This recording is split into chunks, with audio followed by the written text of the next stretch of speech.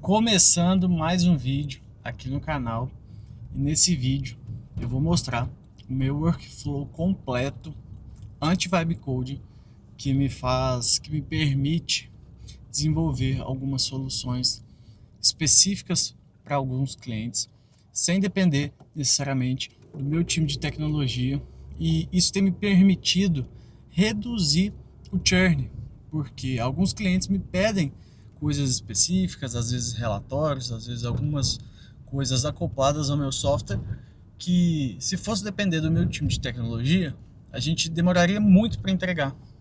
E agora a gente está conseguindo entregar isso de forma mais rápida. Mas antes de fato mostrar esse workflow para vocês, estou chegando aqui na empresa, já vou buscar o Rafael, que é meu gerente de produto, e a gente está indo num cliente justamente para levantar alguns requisitos para uma nova alteração. Então acompanhe aí.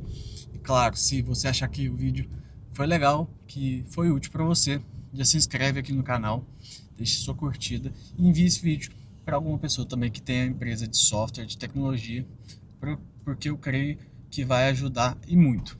Então vamos embora pro vídeo.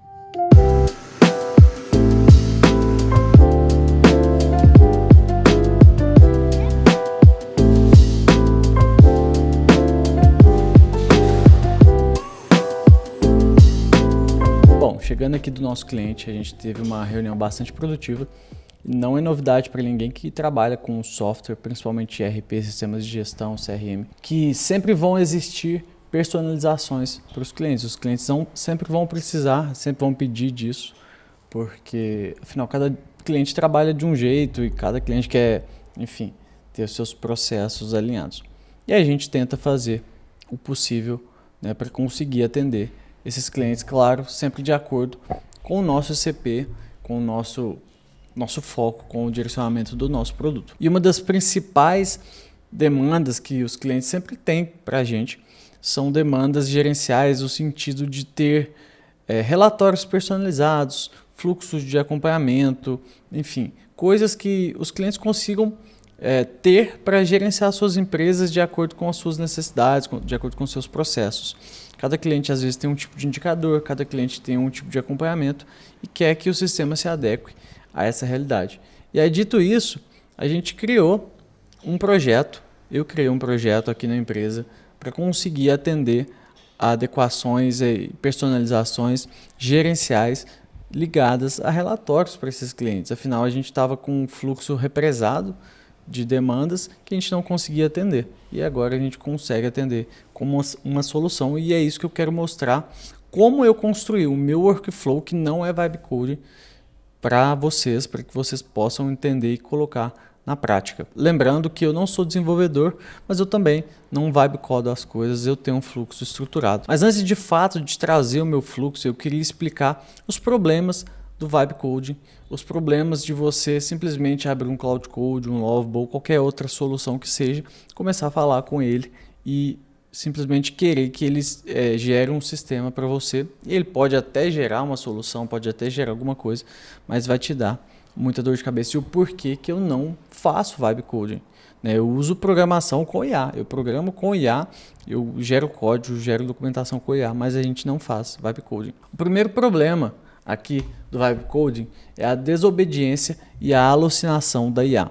Quando você começa a dar instruções, dar prompts para o Cloud Code, para o Codex, para o Lovable, eles vão tentar criar soluções complexas demais, ou eles vão por vezes até repetir algum código que já existe, porque eles não estão muito bem orquestrados, não estão muito bem organizados. Às vezes você cria, por exemplo, um componente de botão e às vezes ele em uma outra tela cria um outro botão e você tem que dar manutenção duas vezes. Isso não é legal. Então, quando você simplesmente joga os prompts para a IA, ela começa a não te obedecer da maneira correta, não produzir os resultados que você espera. E, consequentemente, começa a alucinar também, começa a criar coisas porque você não definiu exatamente o que era o escopo das coisas que você precisa desenvolver. O segundo problema, também está relacionado a essa alucinação, a desobediência, é o código bagunçado e repetitivo. Já peguei por várias vezes quando eu estava aprendendo essa questão de não reaproveitamento do código, de não reaproveitamento de componentes. Isso vai tornando o código sujo, vai tornando o código pesado, vai tornando muito difícil a manutenção. Isso, quando você começa a escalar a solução, quando ela começa a ficar maior, fica muito inviável de você mexer e com certeza você vai precisar da manutenção quando estiver em produção, quando estiver funcionando, e esse não reaproveitamento torna as coisas inviáveis. Cria um sistema muito cheio de puxadinho, enfim, e aí você não consegue ter a eficiência que você esperaria e isso acaba virando um problema para a sua software house. E aí você vai ter que envolver gente muito técnica e o tiro vai sair pela culatra. O terceiro problema é o problema de segurança. Quantos cases a gente já viu recentemente de soluções sendo hackeadas, soluções e grandes soluções, grandes produtos estão sendo hackeados aí por exposições de chave de API, por exposições de rotas, de portas que talvez a IA não consegue entender de fato e deixa ali com essa falha. Por mais que tenham surgido algumas soluções que estão ajudando a mitigar esses problemas, eu acredito que a gente ainda vai passar um bom tempo tendo esses problemas de segurança em soluções, até que os próprios modelos melhorem e a gente viva um tempo mais tranquilo. E por fim, o último problema do Vibe Coding está ligado à janela de contexto e perda de desempenho. Quando você não sabe muito bem lidar com a janela de contexto, o que é janela de contexto? Você abre um Cloud Code da vida, por exemplo, e aí você vai conversando com ele e ele tem um limite, se eu não me engano, da janela ali, daquela conversa, de 1 milhão de tokens. Eu posso estar falando bobagem, mas eu tenho quase certeza que é 1 milhão de tokens no modelo Opus. Quando ele atinge esse volume de tokens, quando ele bate 1 milhão, ele meio que exclui, meio que resume o que estava ali, ele exclui algumas partes e ele começa a assumir algumas premissas, assumir algumas coisas, porque ele resumiu e não se lembra exatamente de tudo. E esse é o grande problema, você começa a perder desempenho, você começa a perder a eficiência que aquilo poderia te gerar, ao ponto que se você tivesse uma documentação, ele só lê aquela documentação, faz aquilo e não come a sua janela de contexto. Beleza, Caio, mas como que você resolveu isso? Como que você trabalha? Depois de estudar, de ver bastante conteúdo, de testar bastante coisa, eu criei um fluxo meu, específico meu, não é um fluxo perfeito, mas é um fluxo que funciona, tem funcionado para mim. Pode melhorar? Pode muito, tenho estudado, tenho visto algumas referências, mas hoje é o que funciona para mim. E é esse fluxo aqui. Bom, esse é o meu fluxo e eu faço ele através de skills especializadas. Por quê? Isso é um processo, em tese, repetitivo, é um processo padronizado, que sempre vai fazer a mesma coisa. Então eu criei skills que me ajudam a construir e executar cada etapa. A primeira etapa do meu fluxo é a etapa de spec. Nessa etapa é onde a gente vai gerar um documento de especificações para inteligência artificial, para o Cloud Code, para o Codex e através mesmo dos próprios modelos. A gente não vai necessariamente criar todo esse modelo da spec. Mas basicamente, o que é uma spec? Você vai criar um sistema ou você vai criar uma funcionalidade para o seu software. Essa spec ela vai conter as páginas dessa funcionalidade, tudo que você vai ter. Vou ter uma página de cadastro, vou ter uma dashboard, vou ter uma página que vai fazer isso e uma página que vai fazer aquilo. Essa spec vai descrever isso.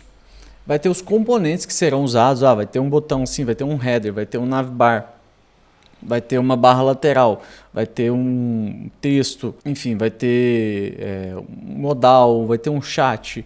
O que vai ter nessa página? Então, os componentes que vão ser descritos. Quais os behaviors, ou seja, quais os comportamentos dessa página? Eu posso clicar nisso aqui e vai fazer o quê? Eu espero que isso faça o quê? Cada funcionalidade dessa página, o que isso acontece? E quais os fluxos de usuário, os fluxos de uso que o usuário vai ter nessa funcionalidade, ou seja, ele vai entrar e vai criar um cadastro, ele pode clicar no botão de login, ele pode entrar na dashboard, ele vai ver o que, quais dados. Então, a minha skill, o meu fluxo, ele gera tudo isso para mim. Como que eu faço isso? Primeiramente, eu penso, óbvio, né, tento pegar referências, entender o que eu estou construindo, vou para o Figma, ou vou para o Paper, ou qualquer outro software, crio um protótipo não de tão alta fidelidade.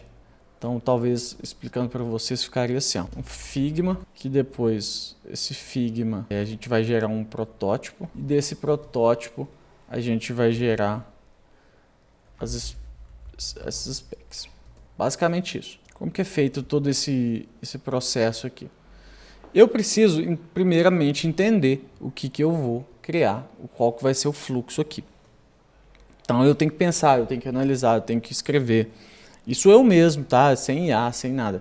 Eu posso pegar referências, eu posso, enfim, estudar de uma melhor forma, mas basicamente eu vou para o Figma e tento traduzir o que está na minha cabeça em um protótipo.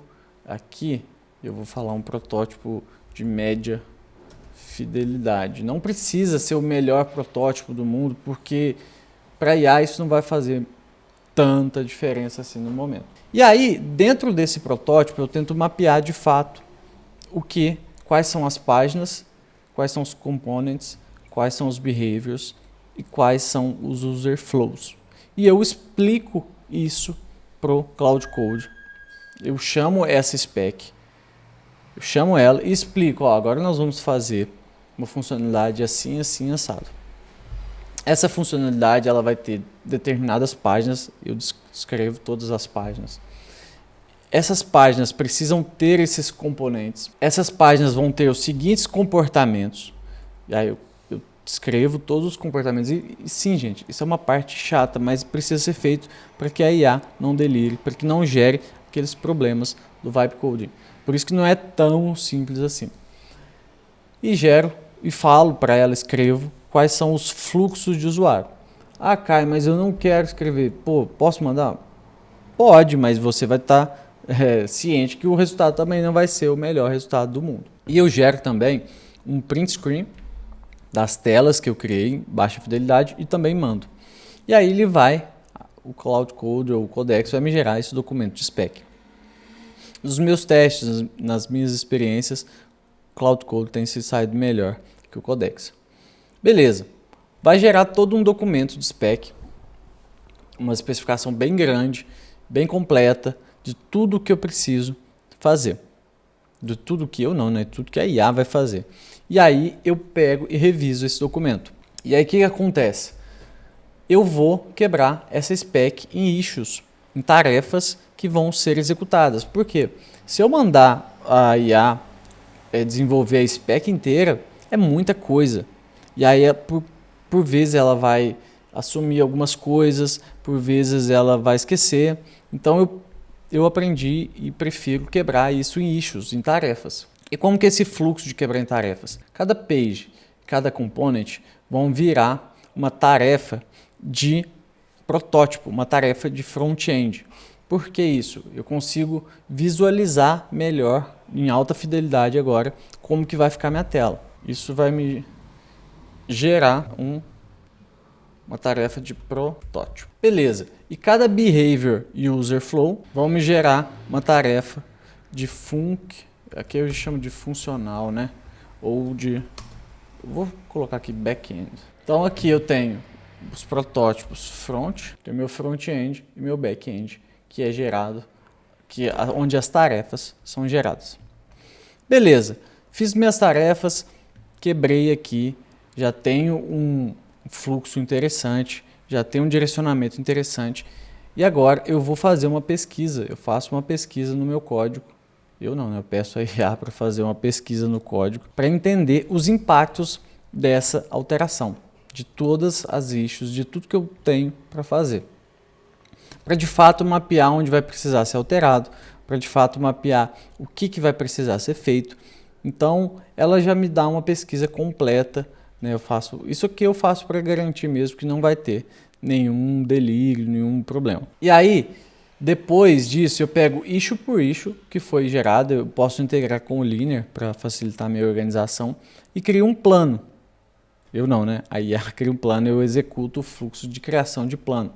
Nesse fluxo de criação de plano, ele vai ler a issue que foi gerada, ele vai ler a spec, vai ler a pesquisa, vai ler todo, enfim, a documentação do meu projeto, as boas práticas que eu tenho, enfim, tudo que eu tenho ali documentado e vai planejar o desenvolvimento dessa tarefa em etapas, seja uma etapa ou várias etapas, dependendo do que ele precisa ser feito.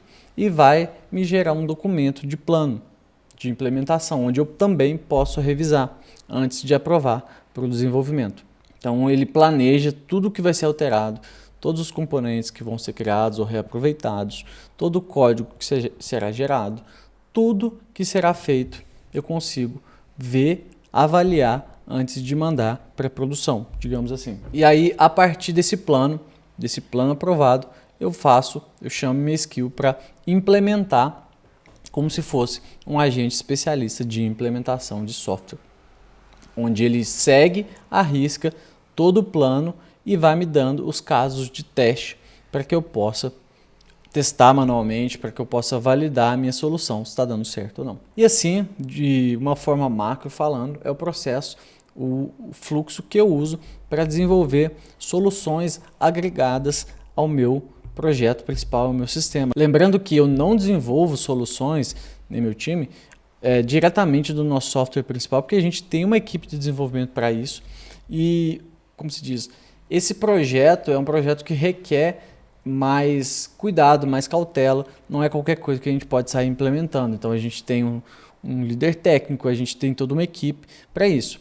Eu recomendo que vocês possam usar um fluxo parecido com esse, para que você possa entregar coisas, eu chamo de soluções satélites, né? Soluções agregadas ao seu produto, que talvez você consuma uma API, você leia os dados, você exiba para o seu usuário, você, enfim, crie coisas alternativas que vão facilitar para o seu cliente, que vão gerar mais valor para o seu cliente e assim, consequentemente, você diminui o seu risco de churn, você consegue fidelizar melhor os seus clientes, você consegue gerar inovação para o seu cliente, você consegue gerar valor, você consegue entregar de fato algo que o cliente goste, algo personalizado para o seu cliente, algo de fato para resolver as suas dores, sem depender necessariamente do time de tecnologia. Eu acho que os desenvolvedores vão acabar? Não. Eu acho super importante os desenvolvedores. Eu acho que não é qualquer produto que deva ir para produção, mesmo você criando algo nesse sentido, como eu criei. Você deve ter uma pessoa extremamente técnica ao seu lado, para que a pessoa possa conferir antes de você subir para um servidor, antes de você pôr isso online, porque não é brincadeira, gente. Eu vi um caso esses dias de um cara no X que criou uma solução falando, né, que fez tudo em Vibe Code em pouco tempo, e aí, deu 2 minutos, os caras hackearam completamente a solução e expuseram dados de usuários, dados, enfim, financeiros. Isso não é brincadeira. A gente está sujeito a leis de proteção de dados. Então não é simplesmente pegar, desenvolver alguma coisa e pôr no ar. A gente consegue usar esse processo para facilitar, para trazer mais eficiência, mas da mesma forma a gente continua com as nossas responsabilidades e a gente precisa garantir que o sistema seja um sistema íntegro, seja um sistema sem falhas, seja um sistema que não vai dar problemas para a gente, que não vai gerar mais dor de cabeça, porque problema a gente já está cheio. Então é isso, espero que esse vídeo tenha te ajudado. Deixa aqui nos comentários se você tem mais algum fluxo, algo a mais no seu processo que tenha te ajudado a desenvolver software, se tem algo que você não faz ou que faz a mais que tenha também contribuído. Vamos crescendo e se esse vídeo fez sentido para você, já se inscreve aqui no canal e já deixa sua curtida e envia também para o amigo, que eu tenho certeza que você vai ajudar ele. Te vejo no próximo vídeo.